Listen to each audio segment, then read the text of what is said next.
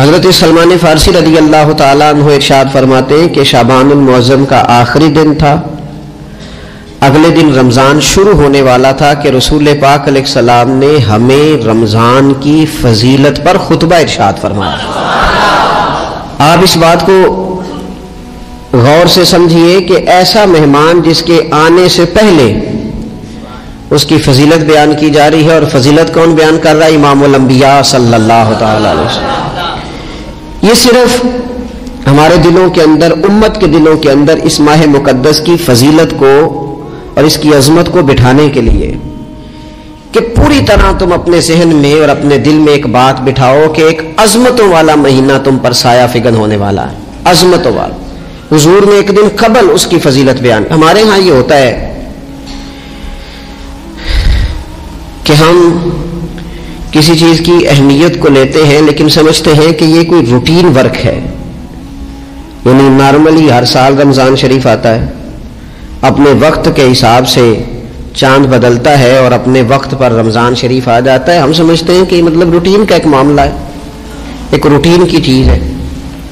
لیکن اگر آپ اس کو اس نظر سے دیکھیں گے نا کہ اس مہینے کے آنے سے پہلے، یعنی ابھی ایک دن بعد آنا ہے رمضان کو، اور آنے سے پہلے حضرت سلمان فارسی فرماتے ہیں کہ نبی پاک نے ہمیں باقاعدہ بلا کے خطبہ دے کے رمضان کی عظمت ہمارے دلوں میں بٹھا، یعنی فکری طور پر اور ذہنی طور پر امت کو تیار کیا۔ فرمایا تم پر ایک ایسا مہینہ سایہ فگن ہونے والا ہے جو مبارک ہے تمہارے لیے، باعث برکت ہے تمہارے لیے۔ تم اپنے آپ کو ذہنی طور پر تیار کرو کہ ایک ماہ نور تمہارے قریب آ رہا ہے۔ جو رمضان، اسلامی عبادات جتنی بھی ہیں نا، وہ مخصوص پوجا پاٹ نہیں۔ اسلامی عبادات میں سے کوئی عبادت بھی ایسی نہیں جس کا مقصد یہ ہو کہ آپ نے اتنے وقت سے لے کر اتنے وقت تک فلاں عمل کرنا ہے۔ جتنی بھی عبادات ہیں اسلامی، وہ اپنے دامن میں کوئی نتیجہ رکھتی ہیں، کوئی رزلٹ رکھتی ہیں، اس کے ثمرات انسانی زندگی پر مرتب ہوتے ہیں۔ انسان کو تزکیہ نصیب ہوتا ہے، اس کے باطن کو صفائی نصیب ہوتی ہے، اسے خیر کرنے کا موقع ملتا ہے، تربیت کے بہت سارے مواقع اس میں پائے جاتے ہیں، بہت سارے اسرار و رموز کے ساتھ اسلامی عبادات ہیں۔ یہ جو رمضان المبارک ہے نا، یہ جو روزہ ہے، یہ روزہ اپنے دامن کے اندر تربیت رکھتا ہے، تربیت۔ یا ایھا الذین آمنوا کتب علیکم الصیام کما کتب علی الذین من قبلکم لعلکم تتقون۔ اے ایمان والو، تم پر روزے فرض کیے گئے جیسا کہ تم سے پہلے لوگوں پر بھی فرض کیے گئے تھے تاکہ تم تقوی اختیار کرو۔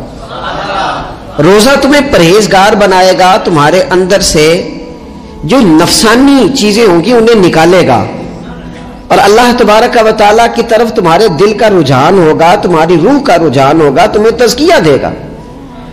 روزہ انسان کی تربیت کرتا ہے، انسان کو روزہ ذہنی طور پر تیار کرتا ہے کہ اللہ کے حکم کے مطابق کھانا ہے، اللہ کے حکم کے مطابق پینا ہے۔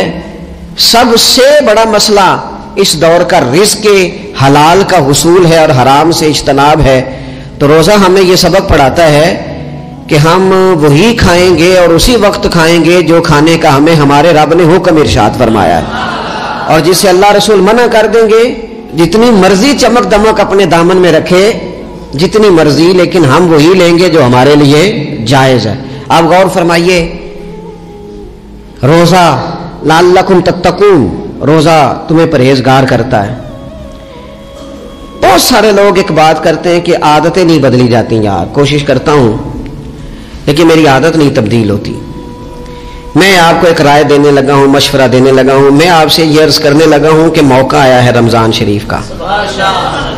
رمضان میں نا بندہ روٹین میں اپنی عادتیں بدلتا ہے۔ کسی کو سویرے 7 بجے کھانے کی عادت ہے، کسی کو 9 بجے کھانے کی عادت ہے، کوئی صبح ناشتہ نہیں کرتا، دوپہر میں ہی کھاتا ہے۔ لیکن رمضان آیا تو عادت بدل گئی، 7 بجے والا بھی نہیں کھا رہا، 9 بجے والا بھی نہیں کھا رہا، دوپہر والا بھی نہیں کھا رہا، سارے سحری میں کھا رہے ہیں۔ عادت بدل گئی، بالکل طبیعت بدل گئی، روٹین چینج ہو گئی۔ کوئی اٹھ رہا تھا صبح فجر میں اللہ کی توفیق سے، اللہ تعالیٰ معاف فرمائے، تو کچھ ایسے بھی تھے جو 9-10 بجے اٹھ رہے تھے، کچھ الحمدللہ فجر پڑھ کے چلو کسی وجہ سے پھر سو گئے، 10-11 بجے اٹھ رہے تھے، روٹین بدلی ہوئی تھی۔ رمضان آیا تو بدل گئی، سارے سحری میں اٹھ رہے ہیں۔ तहज्जुद के वक्त सब की आंख खोल रही है, बिल्कुल रूटीन बदल गई, हालात बदल गए, मामलात तब्दील हो गए, औकात तब्दील हो गए, दफातर के टाइम तब्दील हुए, स्कूलों के निज़ाम तब्दील हुए, मदारस के औकात तब्दील हुए, हर चीज के अंदर तब्दीली आई। माना क्या है कि अल्लाह ने तुम्हें मौका दिया है कि आदतें बदली जा सकती हैं, अपने आप को तब्दील किया जा सकता है, लाइफ स्टाइल को चेंज किया जा सकता है। ये मौका आया है, एक महीना है पूरा, 2-3 दिन 4 दिन आपकी रूटीन बिगड़ जाए ना सोने की, यानी रूटीन से हट के आप सोना जागना शुरू कर दें तो फिर वही रूटीन बन जाती है, फिर उसी तरतीब से इंसान सारे काम करता है। तो रमजान में रूटीन चेंज होगी, सारे तहज्जुद में और सहरी में उठेंगे, तो अल्लाह करे ना ये रूटीन कायम रहे। रमजान में तो उठते थे सहरी करने के लिए, तो अल्लाह करे रूटीन बन जाए और सारा साल उठे तहज्जुद की नमाज अदा करने के लिए। अल्लाह करे रूटीन बन जाए, चीजें तब्दील हो जाएं। वो लोग जिनको डॉक्टर कह रहे थे कि दवाई भी खानी है और परहेज भी करना है, तो वो कह रहे थे जी दवाई खाना तो आसान है, परहेज करना मुश्किल है। तो बदलने लगी है ना रूटीन, आ गया ना रमजान, परहेज का टाइम शुरू हो गया। लिहाजा बेहतरीन फायदा ये होगा कि रमजान में परहेज होगी, डाइट प्लान बिल्कुल बनाया जा सकता है, उसमें चीजों को बिल्कुल मुरतब किया जा सकता है। तो रमजान शरीफ के आने से पहले ज़हनी तौर पर अपनी आदत की तब्दीली का प्रोग्राम बनाएं, आदतें बदल जाया करती हैं। रसूल करीम दुनिया में आए वयुज़क्कीकुम, हुजूर तज़किया करने तो आए हैं, आदतें बदलने तो तशरीफ लाए हैं। नबी पाक ने सफाई सुथराई कर दी, सारी नापाक चीजों को निकाल दिया। तो रूटीन देखें कि रमजान में तकवे के हुसूल के लिए अपनी आदत को तब्दील करना है, और इसके लिए ज़हनी तौर पर अपने आप को तैयार करें। वो जो कहते हैं बच्चे सवेरे नहीं उठते, वो रूटीन बना ले, ये मौका आया है, अभी से इरादा कर लें कि जनाब हमने इस तरतीब से अपने घर को, माहौल को, बच्चों को इस तरतीब से हमने मुरतब करना है चीजों को। या आप इरादा करें, अल्लाह ताला मदद फरमाएगा। रमजान मुबारक की जो खास फजीलत है, उस खास फजीलत को रमजान आने से पहले ज़हन में बिठा लें, और रमजान मुबारक पूरे का पूरा उस ज़ौक़ से गुजारें कि ज़हन में बात मौजूद हो, ज़हन में कि दरअसल रमजान क्या है। अल्लाह के प्यारे रसूल सल्लल्लाहु ताला अलैहि वसल्लम ने फरमाया, ऐ लोगों तुम पर एक अजीमुल मर्तबत महीना साया फिकन हो रहा है। हुजूर फरमाते हैं शहरु मुबारक, फरमाया ये बड़ा बरकत वाला महीना है, ये बरकतें लेके आया है, ये रहमतें लेके आया है, ये अपने साथ इनायात लेके आया। और नबी अकरम सल्लल्लाहु ताला अलैहि वसल्लम ने फरमाया, जो बंदा भी कुर्बे इलाही की नीयत से रमजान में नेकी का तलबगार होगा, फरमाया वो अगर नफल नेकी करेगा ना तो अल्लाह ताला उसे फर्ज के बराबर सवाब अता फरमाएगा। और हुजूर अलैहिस्सलातु वस्सलाम फरमाते हैं, जो इस महीने में एक फर्ज अदा करेगा, अल्लाह 70 फर्जों के बराबर अजर अता करेगा। अपने ज़हन में एक बात बिठाई जाए, ज़हन में ये बात बिठाई जाए कि ये ना बरकत वाला महीना है, इसमें मेरा सवाब बड़ा ज़रबों के साथ आगे बढ़ेगा। एक ज़हन बनाया जाए और फिर सवाब इकट्ठा करना शुरू कर दिया जाए। फिर वो तरतीब बना ली जाए, कारोबारी नहीं, रूहानी तरतीब, कारोबारी नहीं, ये नए से नए स्टॉल ना तैयार किए जाएं, महंगाई कैसे करनी है और किस तरह करके किन चीज़ों की आजकल मांग होगी, किस तरतीब से सौदा पहले ही खरीदना है, महंगा कैसे करना है, अल्लाह माफ़ करे मसनूई किल्लत कैसे पैदा करनी है, कमाई कैसे करनी है। रमज़ान के अंदर जनाब लोग सारी तरतीब लगा के, सारी, मेरे एक दोस्त हैं मेडिकल के शोबे से वाबस्ता हैं, तो मुझे कहने लगे कि डॉक्टर भी अपनी रूटीन बदलते हैं और मैदे वाली सारी दवाइयाँ भी इकट्ठी कर लेते हैं, क्योंकि रमज़ान आने वाला है, ये ज़्यादा लोग इस्तेमाल करेंगे। तो वो माहौल ना पैदा करें कि हर चीज़ दुनियादारी हो जाए, हर चीज़ दुनियादारी नहीं, हर चीज़ को एक नया रूप दे दिया जाए और नया से नया माल कमाने का सलीका बनाया जाए। मैं अक्सर कहा करता हूँ कि रमज़ान तो इसलिए था ना कि उसमें कम खाना है, थोड़ा खाना है, लेकिन अगर बंदा कहे कि मैंने सुबह का चूंकि खाया नहीं, लिहाजा अब शाम को इतना खाना है कि हफ्ते से पहले पहले डॉक्टर के पास भी जाना है, मैंने वो सारा पूरी करनी है रूटीन, तो फिर वो मकसद को नहीं ना समझा, फिर उसने उस खूबसूरती को नहीं पाया जो खूबसूरती उसको दीन देना चाहता था। ایک تو رمضان کی فضیلت کو سمجھنا ہے، اور پھر جب ہم روزہ دار ہیں، ہم نے روزہ رکھا ہوا ہے، تو نبی پاک علیہ السلام نے خود اس مفہوم کو کھول کے بیان کیا، فرمایا جس بندے نے جھوٹ نہیں چھوڑا، گناہ نہیں چھوڑا، گویا غیبت نہیں چھوڑی، بدی نہیں چھوڑی، تو اللہ کے محبوب علیہ الصلوۃ والسلام فرماتے ہیں پھر اللہ تعالیٰ کو اس کے بھوکا پیاسا رہنے کی تو کوئی ضرورت نہیں، کیونکہ لعلکم تتقون، تقوی اختیار کرنا تو روزے کا مقصد تھا، اور اگر اس نے وہ بات کو سمجھا ہی نہیں، استاد کے لیے صرف استاد ہو جانا ہی ضروری نہیں، اس کو پھر اپنے منصب کا لحاظ کرنا بھی ضروری ہے کہ میں استاد ہوں۔ والد کا صرف والد ہو جانا ہی کمال نہیں، اس کو پھر اس منصب کے تقاضوں کو بھی سمجھنا چاہیے کہ اب میں ایک باپ ہوں، اب میں روٹین میں وہ آزاد نہیں ہوں کہ جہاں میرا جی چاہے گا جاؤں گا، جہاں میری طبیعت چاہے گی میں کھاؤں گا، جہاں میرا دل کرے گا میں وہ کام کروں گا۔ اب آپ سرپرست ہیں، سربراہ ہیں۔ انسان دیکھیں نا، ایک شخص ہے وہ عالم ہے، اب علم پڑھ لینا صرف کمال نہیں، وہ اپنے منصب کو بھی تو سمجھے نا، اس منصب کے وقار کو، اس کے لحاظ کو بھی تو سمجھے نا۔ ایک آدمی اگر عمر رسیدہ ہے، بڑا ہے، بزرگ ہے، اور وہ چاہتا ہے کہ میری بزرگی کی وجہ سے میرا اکرام کیا جائے، تو اسے اپنے منصب کا بھی لحاظ کرنا پڑے گا۔ اس کو حضرت سعدی فرمایا کرتے تھے میں نے 18 سال کے بزرگ دیکھے اور میں نے 75 سال کے بچے دیکھے۔ حضور کیا مطلب؟ فرمانے لگے عمر ہو گئی لیکن اپنے منصب کا خیال نہ کیا، عادات بچوں والی رہی۔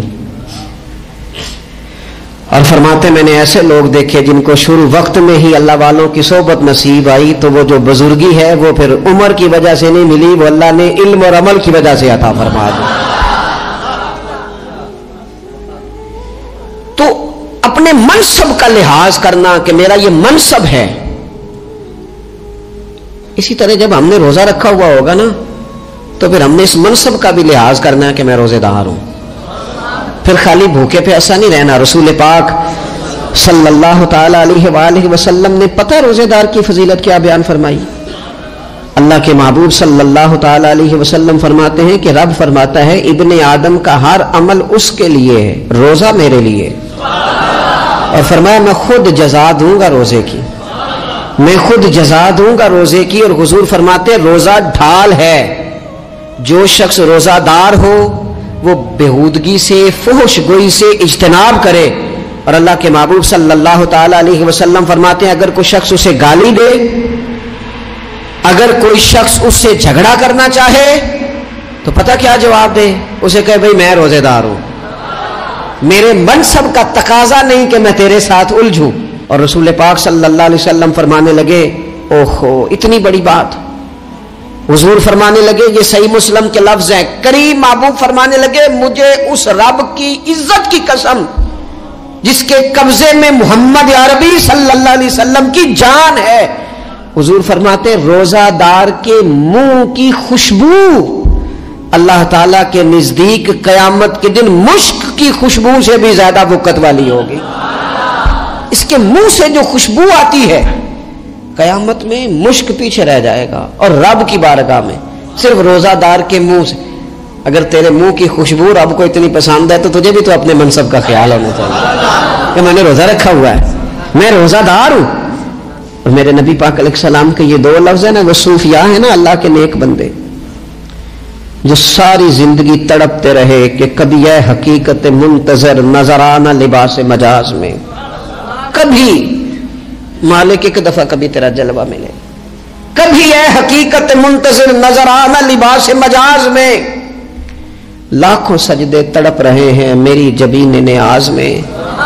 اور جو ساری زندگی کہتے رہے کہ ہم تو عمر دراز مانگ کے لائے تھے 4 دن، 2 آرزو میں کٹ گئے، 2 انتظار میں، کہ دیکھو انہیں انعام ملنے لگا ہے۔ جو اس کی راہ کے سوالی تھے، جو اس کے رستے کے مسافر تھے، جو اسے پانا چاہتے تھے، جو اس کی دید کرنا چاہتے تھے، جو اسے ملنا چاہتے تھے، میرے رسول پاک علیہ السلام نے فرمایا روزہ دار کو 2 خوشیاں ملیں گی۔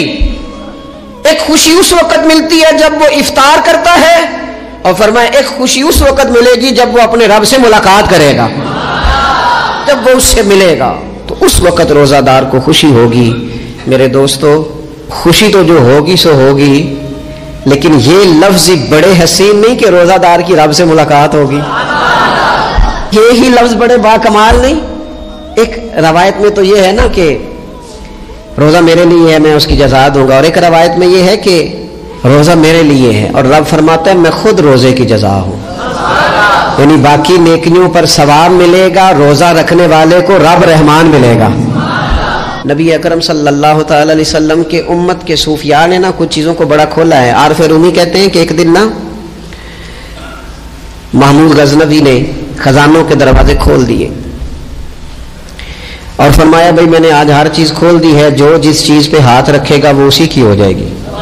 لوگ دوڑے، کوئی سونے کی طرف، کوئی چاندی کی طرف، کوئی جائیدادوں کی طرف، کوئی خزانے کی کنجیوں کی طرف، کوئی بڑے بہترین گھوڑے اور اونٹوں کی طرف، لوگ دوڑ گئے، جو جس پہ ہاتھ رکھے گا اسی کا، سب بھاگ گئے۔